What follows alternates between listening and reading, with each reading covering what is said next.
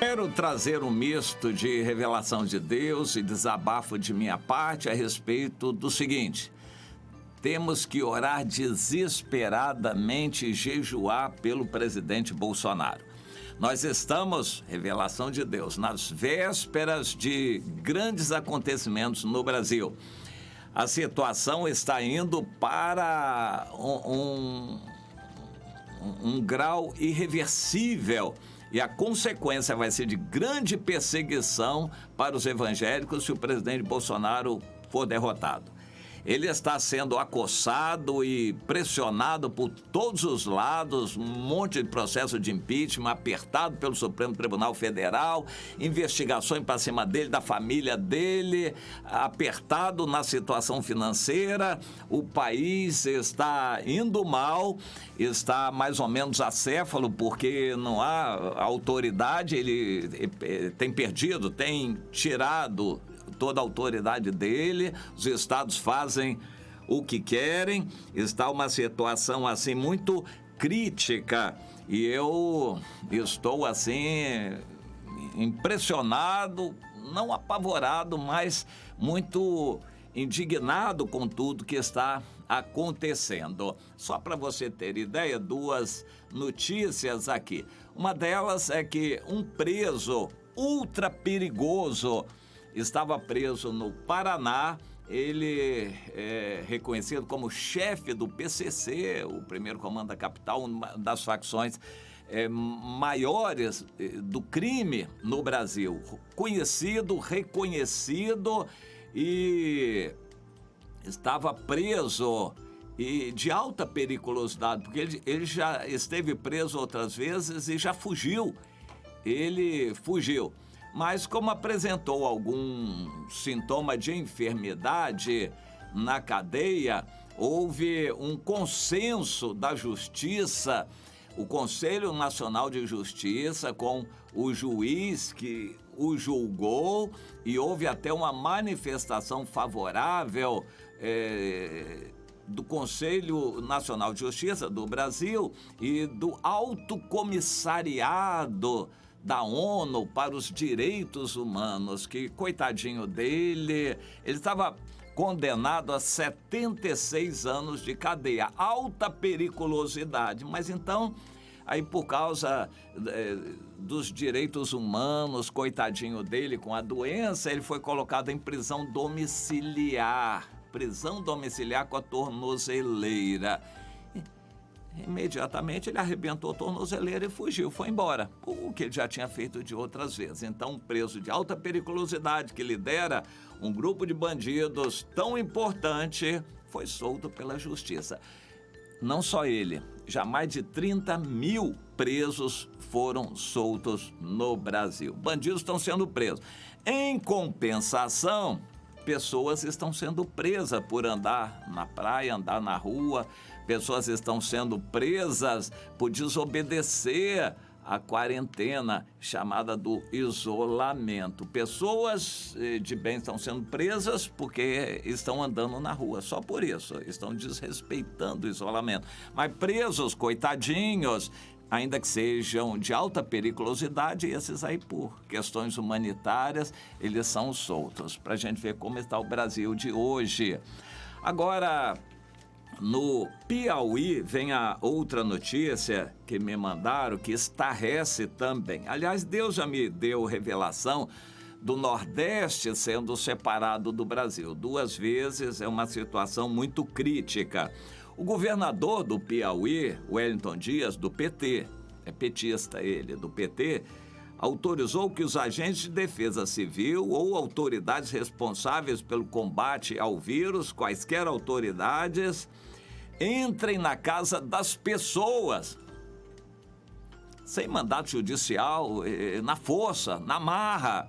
Ele autorizou que os agentes públicos entrem na casa das pessoas. Para quê? Para fazer o que tem que fazer. Eles podem fazer qualquer coisa dentro da casa das pessoas, se eles virem risco, mas isso na cabeça deles, o risco, botar as pessoas para fora.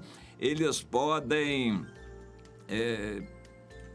expulsar todo mundo de casa E, inclusive, o governo pode expropriar aquela casa se considerar que aquilo é risco. Risco de quê? Bom, aí vai ser da cabeça deles, que eles vão achar que tem risco.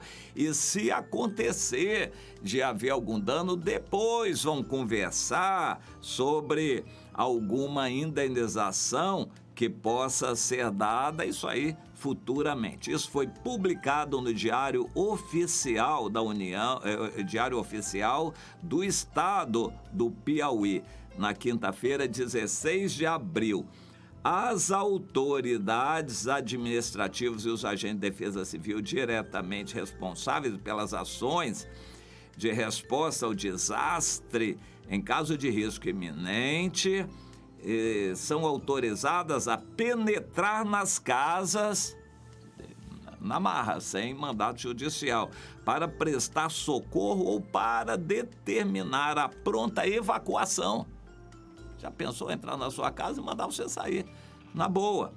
Usar da propriedade particular em caso de iminente perigo público, assegurando ao proprietário uma indenização ulterior se houver dano. E se o agente se omitir, ainda vai ser punido. Bom, isso é uma ditadura. Isso é uma situação... O assunto, claro, não é desconhecido do Supremo Tribunal Federal. O presidente do Supremo Tribunal Federal, o ministro Dias Toffoli, é um homem muito interessante. Ele é elegante, não eleva a voz, não se exaspera, não grita. Uma postura muito elegante, mas é firme, duro, radical de esquerda, e todo mundo sabe. Eu o comparo ao Che Guevara. O Che Guevara disse, olha, nós temos que ser duros, porém com ternura. O presidente Dias Toffoli, do Supremo Tribunal Federal, é com elegância. Duro, vamos malhar, fazer o que tem que fazer e tal, com elegância, duro dentro da função, com respaldo na lei para ser duro. É assim que a situação está, tudo em cima do presidente Bolsonaro. Eles querem atingir o presidente Bolsonaro para atingir os evangélicos. Então, a revelação nessa noite Deus me deu é que o povo evangélico tem que orar desesperadamente, com fé e com jejuns, clamar a Deus. Se o presidente Bolsonaro perder, for derrotado, a perseguição aos evangélicos vai ser feroz e dura no Brasil. O presidente pode também, mesmo que ele não use de força, ou seja, radical, ele pode fazer composições políticas. Isso é uma atitude de ceder. Se ele sentir que não tem força, não tem apoio, ele precisa de apoio, mas o apoio para as ruas está totalmente cerceado. Não há possibilidade de apoio na rua por questões óbvias do isolamento. Então ele quer apoio de outra maneira. Como é que é o apoio que o povo evangélico pode dar? Em oração. O único apoio que ele precisa sentir é do céu, de Deus, em oração para com ele, porque o Brasil está indo para o ralo das esquerdas, dessa situação assim de descontrole. Eu não estou falando de esquerda política, é uma situação de descontrole, acefalia. É uma situação de confusão, de pobreza, uma economia que está indo para a depressão, caminhando da recessão para a depressão. Economia que está sendo jogada no buraco e uma situação legal que oprime os evangélicos. O Supremo Tribunal Federal tem 11 ministros, nenhum evangélico, e em todas as votações e decisões que envolviam algum interesse evangélico, a derrota foi clara. Sempre o interesse dos evangélicos foi derrotado no Supremo Tribunal Federal. Então nós temos o Supremo Tribunal Federal que não reconhece, não respeita, não valoriza e é contrário aos interesses evangélicos no Brasil. O único apoio que os evangélicos têm é o presidente Bolsonaro. Mas acontece o seguinte, as coisas não acontecem por acontecer de qualquer jeito. Deus exorta o seu povo a se engajar numa luta de oração contra as forças do mal. Oração. não é ir para a rua, levantar bandeira, participar de movimentos, se bem que isso já aconteceu. E um dos alvos do inquérito que o Supremo Tribunal Federal abriu é exatamente a manifestação em Curitiba. Ore pelo Brasil 2020.